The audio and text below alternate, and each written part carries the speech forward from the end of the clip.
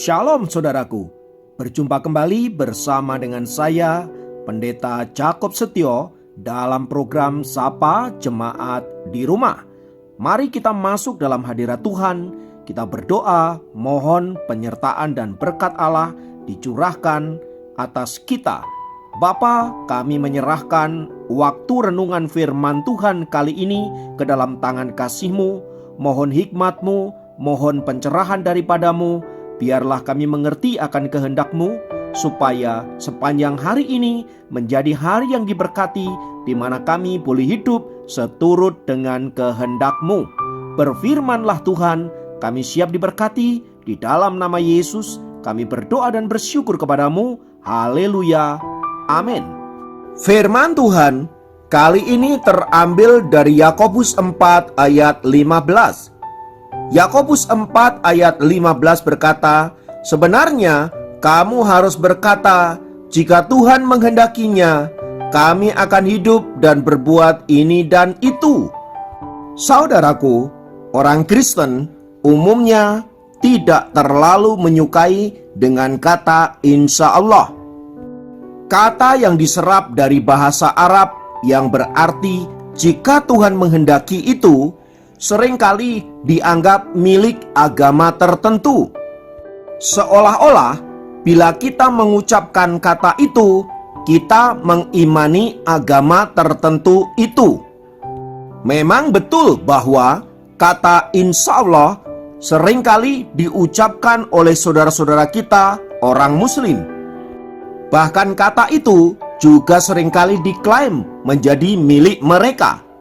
Padahal jauh sebelum Islam lahir, kata insya Allah itu telah digunakan oleh orang-orang Kristen, khususnya mereka yang ada di area Arab. Saat mereka hendak melakukan ini dan itu, atau merencanakan sesuatu, umumnya mereka juga mengatakan insya Allah. Artinya, jika Tuhan menghendaki.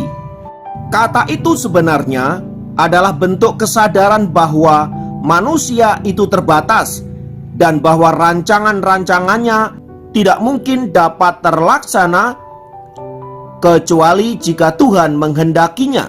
Maka kata insya Allah sebenarnya ingin memberi tempat kepada Allah bahwa Allah berkuasa atas segala sesuatu, dan apakah Allah menghendaki rencana yang sedang kita laksanakan itu. Itulah sebabnya dalam kitab Yakobus yang baru saja kita baca tadi, jelas dikatakan, jika Tuhan menghendakinya, kami akan hidup dan berbuat ini dan itu. Yakobus sadar betul bahwa manusia tanpa Tuhan tidak dapat melakukan apa-apa. Itulah sebabnya ia perlu meminta izin Allah untuk melakukan ini dan itu. Dan bila Allah mengizinkan, maka ia bisa melakukan ini dan itu.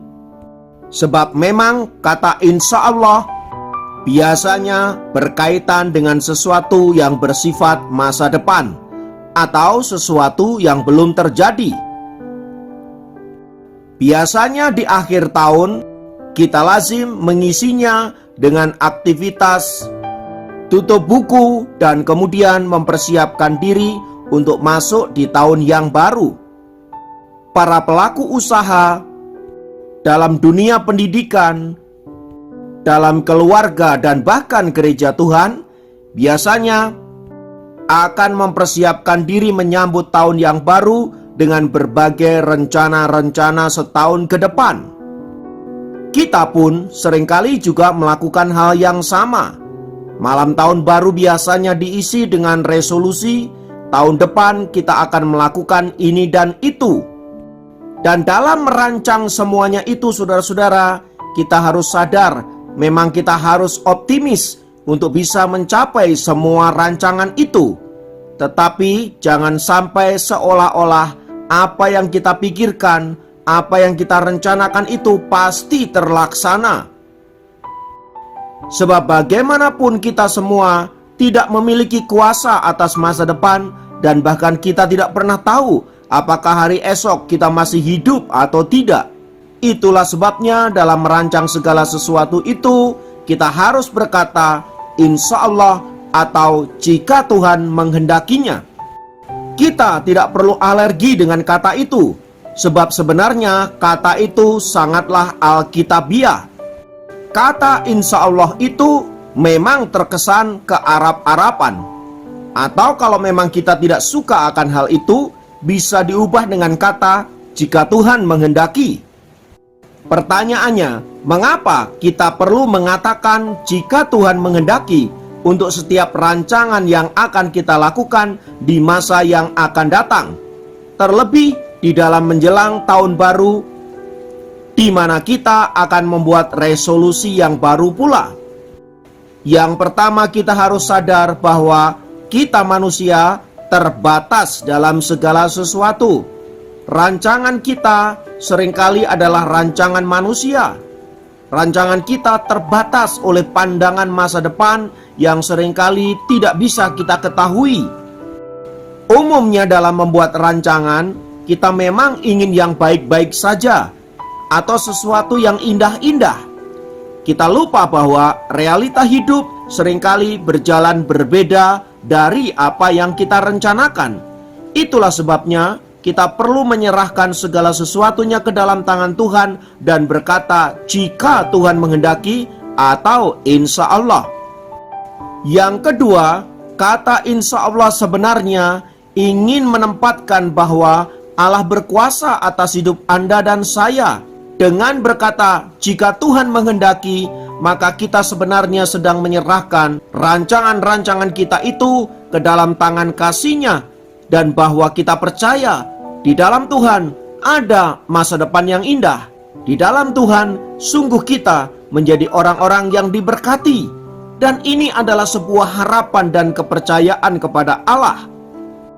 Tentu saja akhir dari semuanya itu kembali ke dalam tangan Allah yang berkuasa.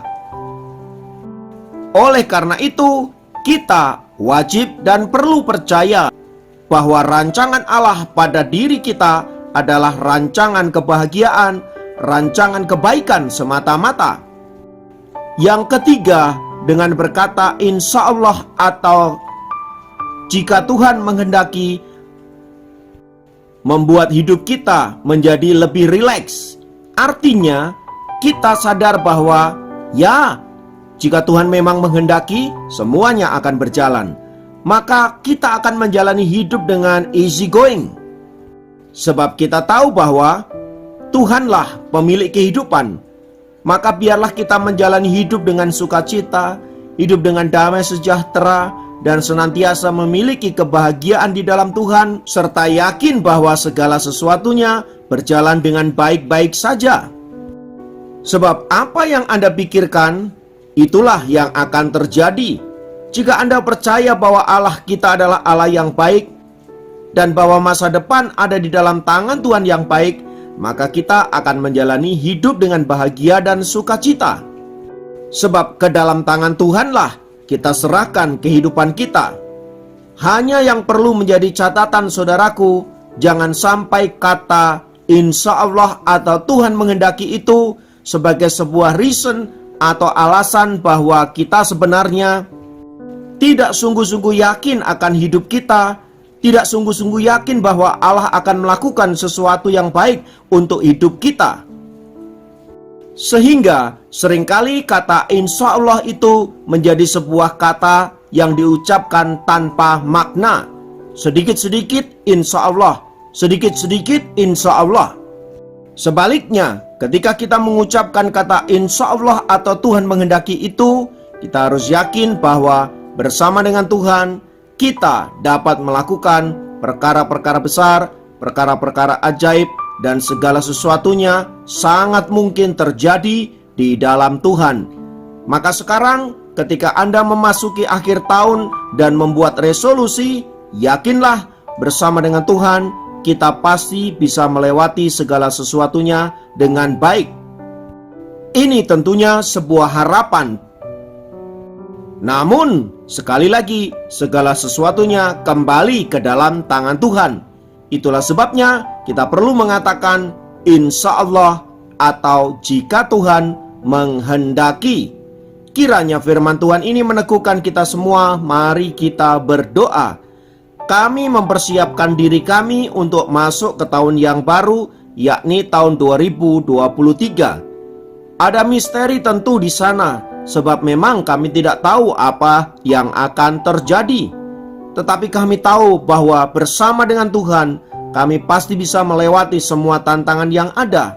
Dan kami menyerahkan hidup kami sepenuhnya hanya ke dalam tangan kasih-Mu. Sebab jika Tuhan menghendaki, maka kami akan hidup di tahun depan dan melakukan ini itu dan melaksanakan semua rancangan-rancangan kami. Terima kasih Bapa, kiranya berkat-Mu atas kami. Dalam nama Yesus kami berdoa, kami bersyukur. Haleluya. Amin. Demikian program Sapa Jemaat kali ini. Sampai jumpa dalam program Sapa Jemaat yang lain. Tuhan Yesus memberkati.